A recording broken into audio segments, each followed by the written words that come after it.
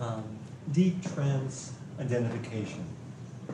Now, a deep trance identification is similar and comparable to what we do when we, in NLP, when we model. But it's not exactly the same. We're not going to do it the same method. There are many different ways of modeling. And this fall we're having a gentleman, Brian Vanderhorst, who's an NLP trainer. He's been around as long as I have. He had a center in Paris, and he's going to do a 3-day modeling training for. I did fix the site. For people who've had some NLP experience, so it's more of an advanced course. People as a practitioner, and there are different ways of modeling. John Grinder, one of the NLP trainers, from my contact with him, a lot of his modeling is taking on physiology. That he sees that if you take on just the movements of someone, so for him, he might say, practice some of Oprah's movements as a way of connecting to that quality. Practice, a gesture, a way of speaking. I once did a modeling piece with someone who studied Gandhi and how Gandhi moved. So he took, although it may have been Ben Kingsley that he modeled Gandhi, I'm not sure, but it's taking on certain gestures and movements that I think in Indian philosophy there are mudras or positions of the hands that supposedly connect to different energies. So the idea of taking on physiology is one way of modeling. There's another way of modeling where you take on what we teach in the Master Practitioner Training, different meta programs of how a person is thinking. So it's more focusing on incorporating the map, of learning someone else's map and how they think about things as a way of learning a certain skill or strategy. And then there's this piece in hypnosis that is about deep trance identification, which is doing that in a deep trance. And Stephen Gilligan, although I haven't actually, I've had many conversations with him, but I really hadn't asked him about his encounters with Erickson, which I've heard that he's done. He had done a deep trance identification, which I believe lasted for quite a while. I think that he must have spent, when he was studying with him, it may have been days, I'm not sure if it was weeks, but it was periods of time going into deep trance and having this connection to Erickson and bringing in this energy so that he would feel and actually move and speak like Erickson. He would be taking on the qualities.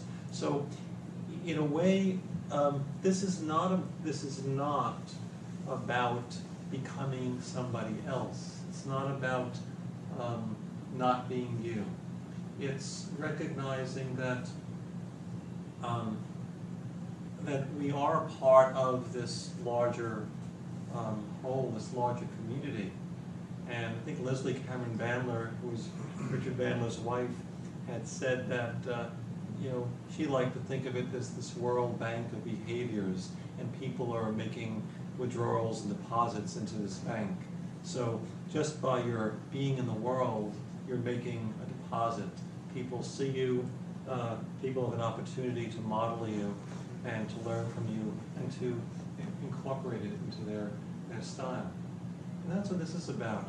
It's about incorporating and noticing what you want to keep, what you want to have, what fits and what doesn't fit.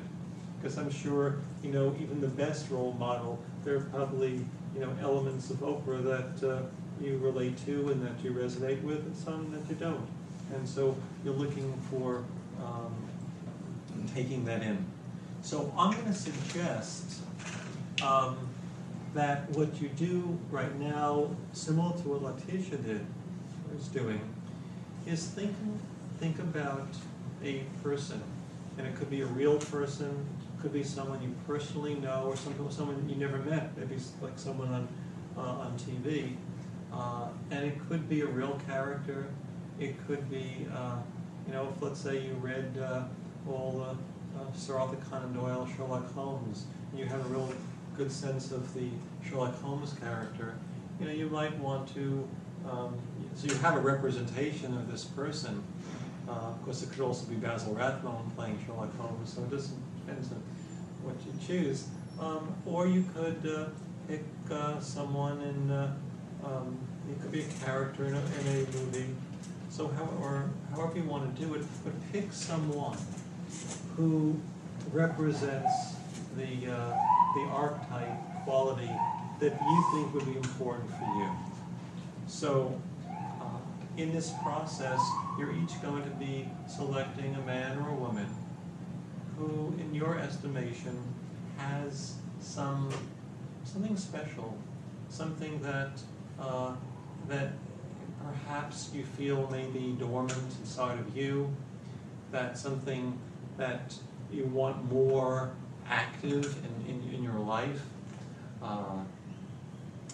Years ago, about 5-6 years ago, I really had, it wasn't an easy experience, but I modeled, I'm not going to ask you to do this, but I modeled in front of the class because I was doing the thing in the Master Practitioner training, so I took on the movements and the sounds of, he's Italian, he was in the movie Life is Beautiful. Roberto Benigni. So I actually taught about 10 minutes as Roberto Benigni in the class. It was wild. I mean, I was not being myself. I was so out of myself. But afterwards, like seeing how I can bring this quality in more into my life. It was like very like a foreign piece. And I'm not suggesting that you become someone else, but I'm asking you to pick a quality of an archetype that is being manifested that you'd like to cultivate more in yourself. And what we'll do is an exercise in a more quiet way, not a very loud way, not acting out, you don't have to be that person, but in a quiet inner trance, you're going to do a piece of connecting with the person to be able to help develop this quality. So, someone like Brent doesn't yet have a model. If he can find someone who comes close to it, someone that has that quality of authoritativeness and perhaps kindness and valuing, that certainly you can always make it up, but it's easier, at least in this exercise, if you actually pick a person that you already have this inner representation of. Can be one aspect of their personality. Mm-hmm. Yeah, certainly. So, who has an idea of someone that they would like to work with, and would like to work with me on this deep trance identification exercise?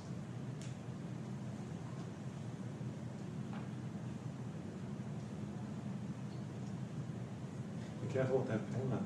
I might think that you're raising your hand. Maybe you were.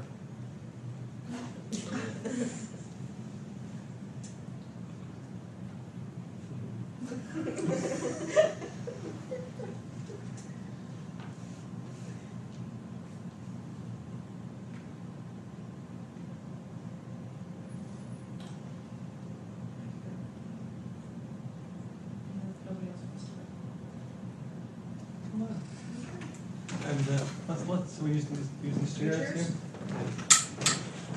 So sorry.